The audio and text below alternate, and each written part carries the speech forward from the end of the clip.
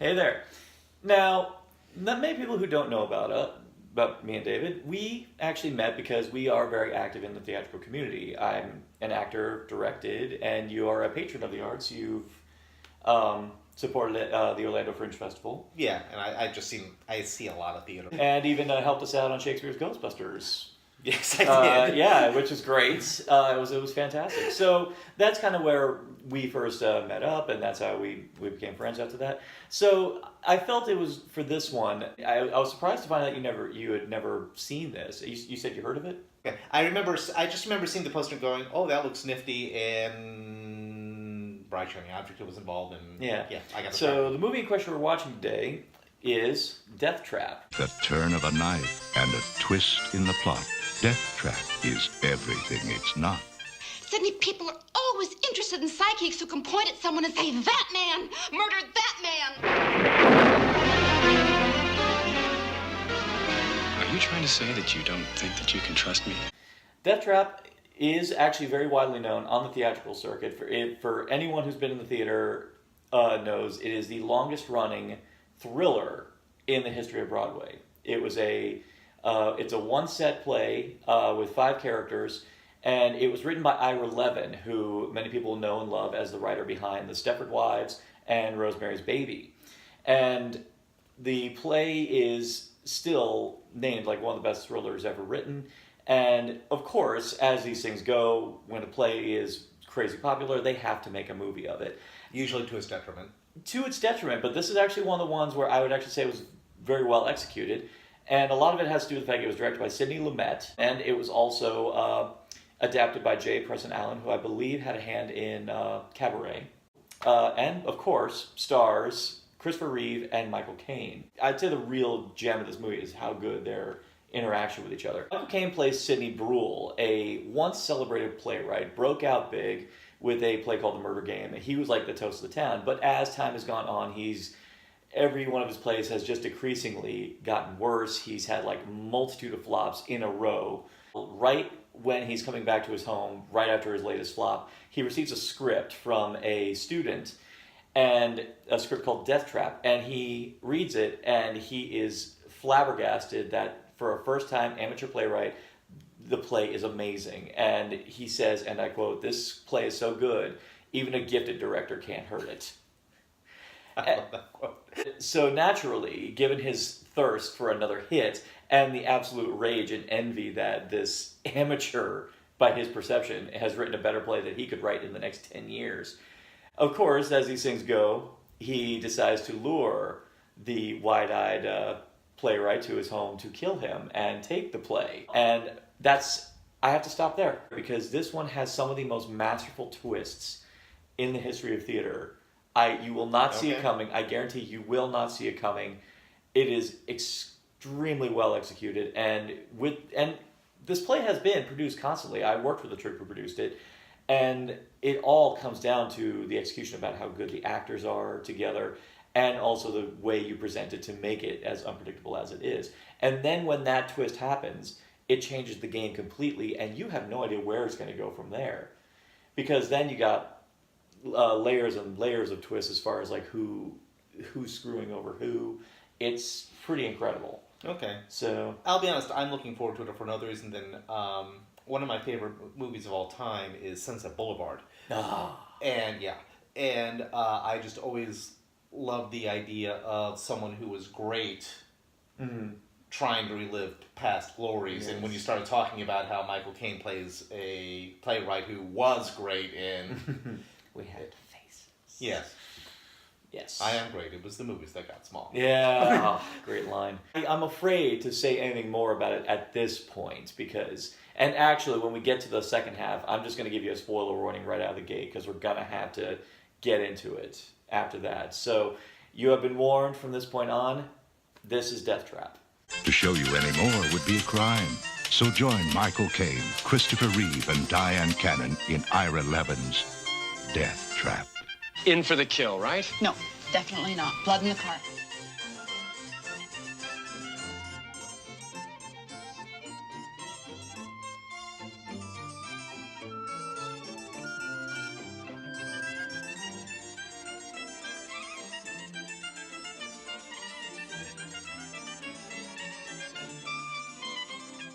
All right, so again, you have been warned.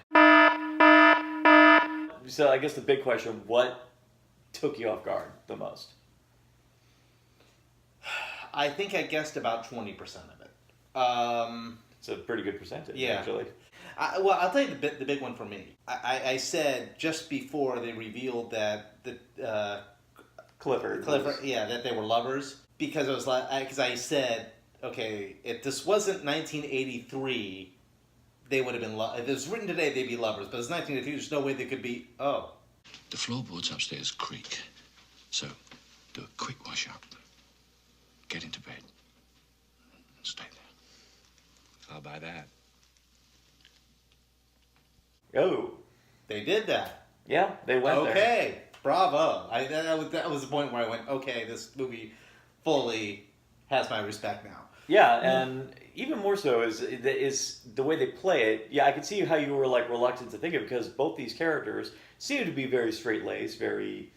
Well, again, Yeah, it was they don't- 83. Especially, yeah, because at that point they were pretty much going full-out stereotype in the way they were portraying gays. I mean, hell, look at Can't Stop the Music. Oh, God. I mean, you can imagine when I first saw that, the fact that it went to that level, well, it was already a shock for me alone that they were both conspiring to kill Myra, but then to find out, at first you think that, it's to get her money, because that's usually why you do this, because they did establish in the beginning that she was well off and that she was secure. And you're thinking, okay, it's probably to get her money, because they said she's well off, and no, it goes a little deeper than that.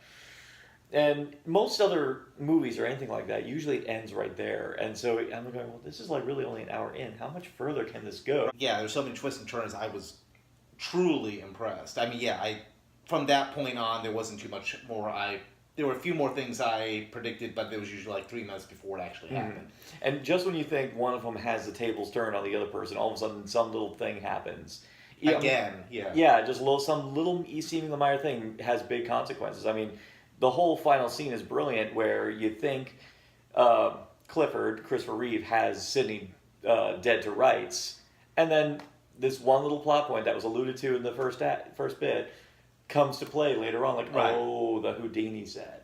Yeah. Kind of thing. Yeah, I'm still trying to be vague, but unfortunately we can't do it. He can't do it.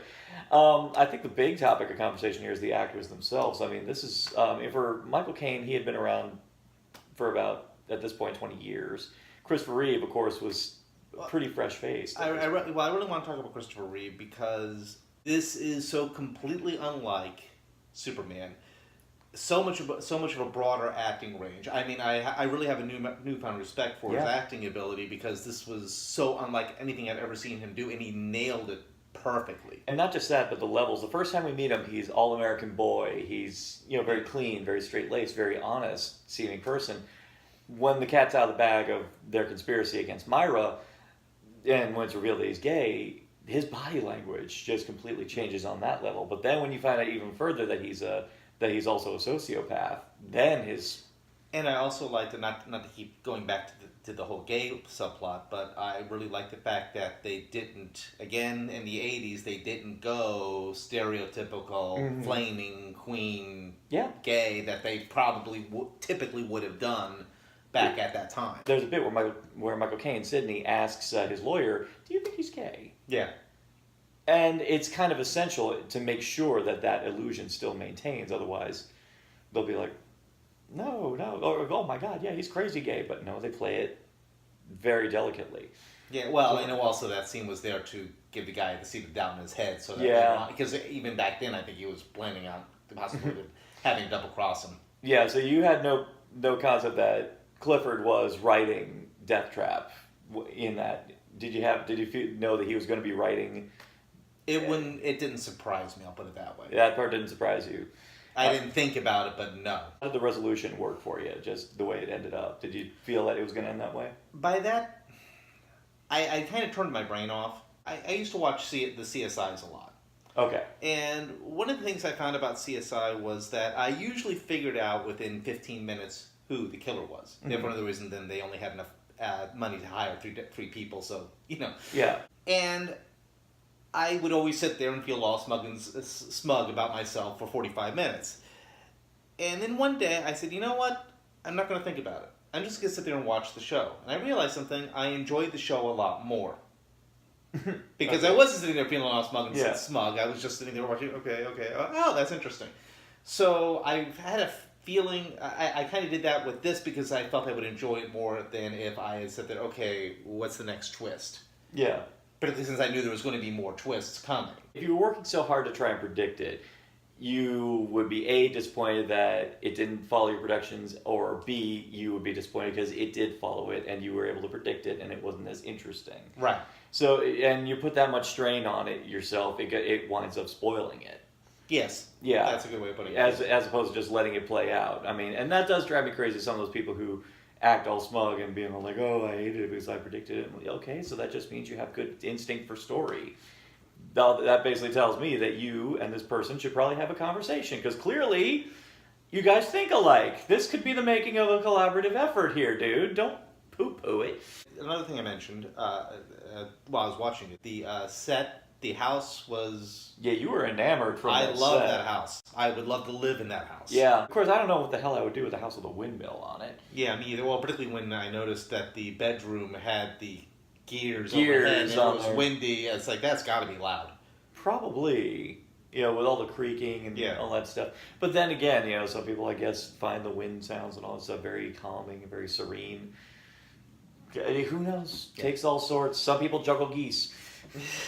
I'll be honest, I didn't love the whole psychic subplot. I don't particularly believe in that kind of thing. That was a little, I don't know, felt That was a stretch for you? forced to me. I don't know. That I Like, can- that's a minor. If there's any moments where I do feel the story does kind of come to a halt, it's usually when Helga Tendorp shows up. Unfortunately, the stuff she's kind of a vital component to the story on the whole. Right. Especially in the way the movie does. I was actually telling you this when it resolves. In the play, Helga does, most of her scenes are pretty much intact, but most of them are just pretty much her coming in to be a pretense of doom. And then she actually, for the most part, doesn't really have much to do with the climax, as we see portrayed here. So the movie actually inserted her in the climax a bit more, where she actually did get into a tussle with both Clifford and Sidney on that. But in the play, it just ends with her about to get into it with the lawyer of who's going to get the story to write into a play and make millions of dollars off it. Right. Basically, the grinder just keeps turning. It's in a way, this is kind of like Monty Python's Most Deadliest Joke. Ist das nur so? Geht uns doch mal! Ja,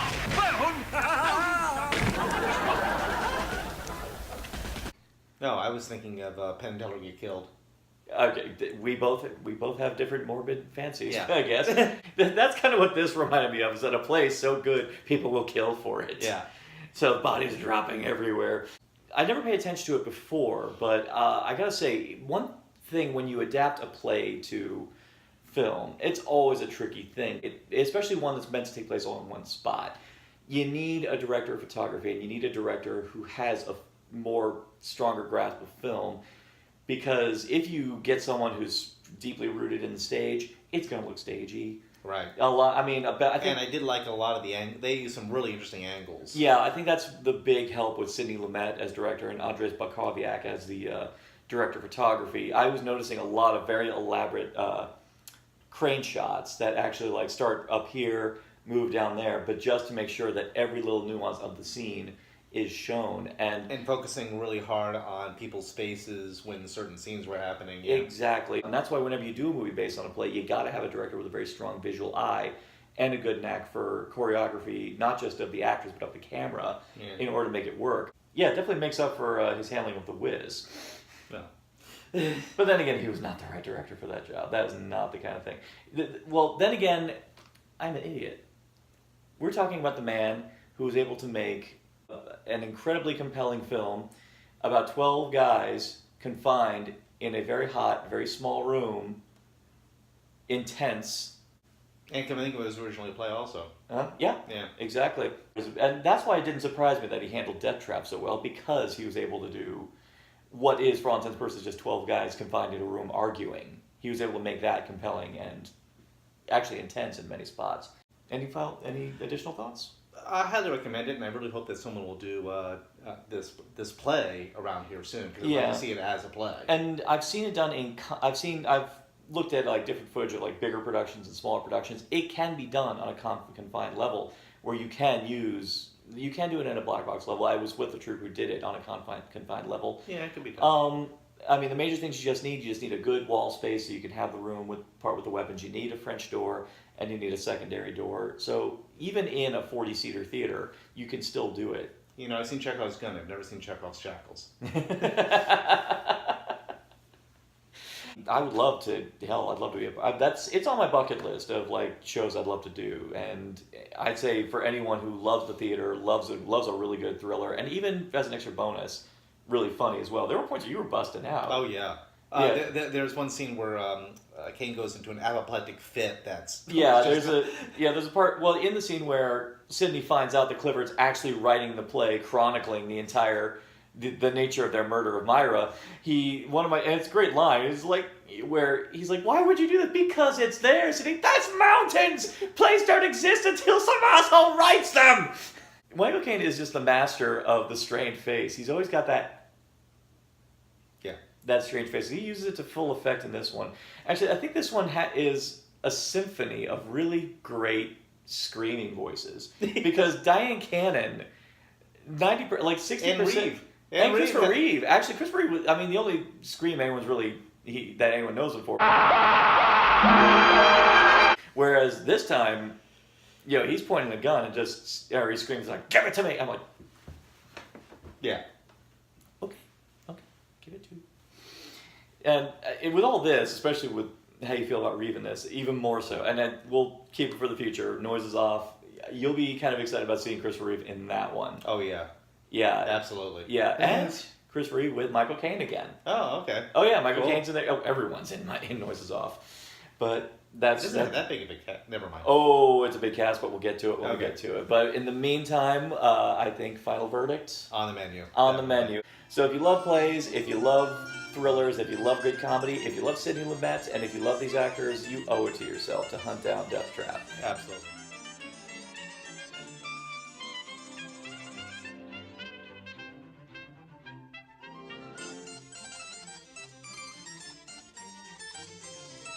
I kept seeing the poster.